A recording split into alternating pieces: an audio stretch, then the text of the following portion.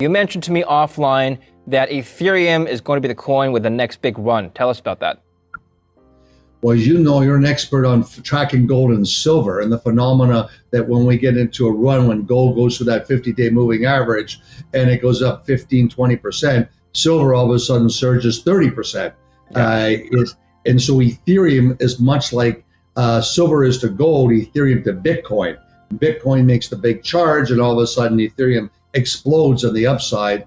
And that's what we're happy in the sweet spot. The biggest challenges we've had is all these kids with GPU chips for gaming start mining Ethereum, so we actually get less coins. So our prices are up dramatically from a year ago, but the machines that used to produce 300 Ethereum a day, when Ethereum was $300, are now producing 80 a day, but the price is up dramatically more. So actually our net revenue, our gross revenue is higher. But I think it's because all these gamers, so think of this, the gamers are in crypto all over the world, and gaming as a whole is a $600 billion business. A limited supply, that is the difference between Ethereum and Bitcoin. Are you not concerned that, like you said, you've got people producing Ethereum on other platforms, perhaps another miner would come in where perhaps you would ramp up supply as well yourself? Are you not concerned that fundamental, the demand supply fundamentals of Ethereum may weigh down in the price in the future? What do you think? No, I think the biggest thing in the fear that's been now for 4 years is that Ethereum is going to go from proof of work, which is mining and validating the encryption, to a proof of stake. It hasn't happened. Every upgrade, all it does is shrink the supply outside, but it doesn't stop the demand and people mining for it. It's actually much more decentralized around the world than Bitcoin miners are. And I think it's interesting because they call it hashing power difficulty. It's gone to new highs as Bitcoin hasn't. So I think that investors have to recognize Ethereum is a smart contract. Ethereum has many more uses the way silver does. Silver, 20% of demand for silver is for solar energy. So it has a green footprint. It's also for viruses can't live on silver. It has all these more medical uses, etc. So the same thing with Ethereum. Ethereum is used for DeFi, for NFTs. So it's a much more important backbone for growth in blockchain. What are some of the uses for Bitcoin then? Store of value. The ability to, if there's an earthquake in Mexico, for a cleaning lady, she has to go down to Western Union, and on that $500 she's going to try to send, it's not going to immediately get to her family. She's going to get scraped for about $100 off the top.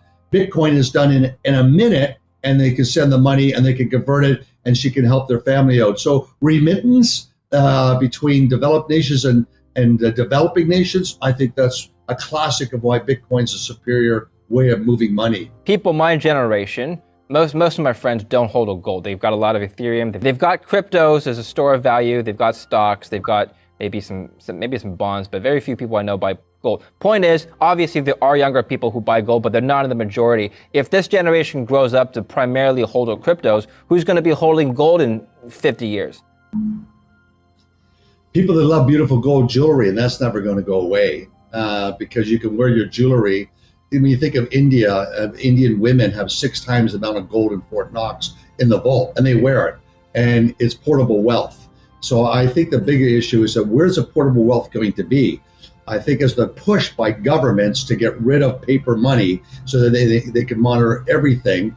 Therefore, cash won't be bearer. It'll only be Bitcoin, Ethereum, and it'll be gold. So I don't think gold's going to go away because people want to be able to have what's a private asset. Very important concept. Who hates it the most? The more socialist the country, more controlling of the country, of the citizens, right down to human rights.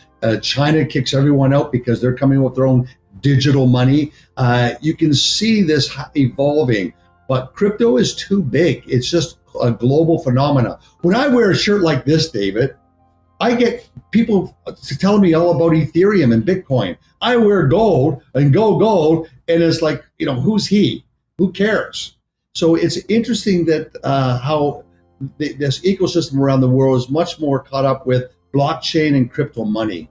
What should you be hodling? Gold, Bitcoin, Ethereum?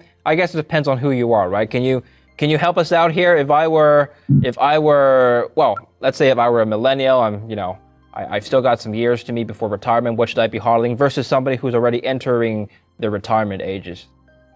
If you're an older investor or a conservative mindset, clearly gold. Gold is just a great trade, and it's lagged the markets on a relative basis for the money printing, and I think it should have a projectile potential for $3,000 in a short period here. But if you're an aggressive investor and you're younger, owning Bitcoin and owning Ethereum, or to make it simple, you can own Hive and you get both. Let's talk about Hive for a little bit more before we move on to the coins. Now, you mentioned that you have been very profitable this year. Tell me how you did that. I assume both obviously, cryptos have done nice runs, so that's contributed to your profits. What about the costs? How are you able to keep costs down? If you converted our Ethereum into Bitcoin, our cost is about $3,000 a Bitcoin if you did that conversion. So what does that mean? It means in the past 12 months, Ethereum has outperformed Bitcoin. We're the only Ethereum producers.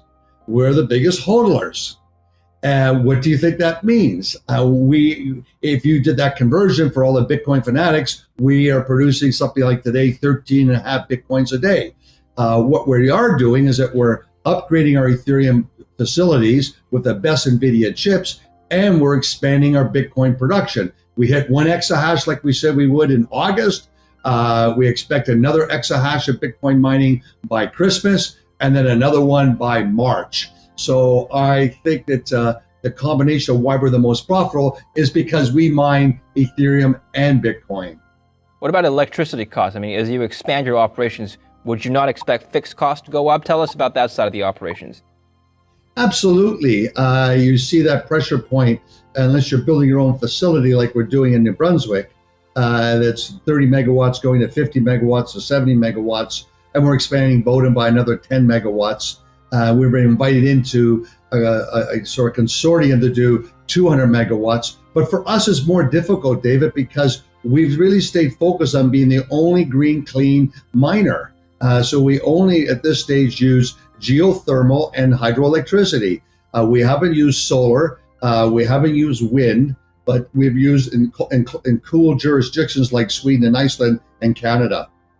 Why is it important for you to operate in a jurisdiction where renewable energy is abundant? I'm just thinking, wouldn't it be more mobile or perhaps even cheaper to operate anywhere else where you're just using regular petroleum or electricity from other fossil fuel sources? No, I don't think so. And you can get great contracts and stable energy in Sweden. In fact, we use the hedging market and we locked in 2 cents costs. That's the lowest in the world. Of all the crypto mining companies, there's no one there can say they got 2 cent electricity that's green in particular. So I think we're in a very sort of sweet spot that way, but it's becoming more difficult in finding good, green, clean operations. One of the most difficult provinces is Quebec. And what I'm told is the aluminum lobbyist groups have planted all this FUD, fear and uncertainty, and basically a distrust for anything that's Bitcoin mining because they're worried about electricity going to hurt them. But that's just FUD. There's just so much of surplus electricity that Quebec sells into the U.S. And they are treating Bitcoin mining with a very old school mindset.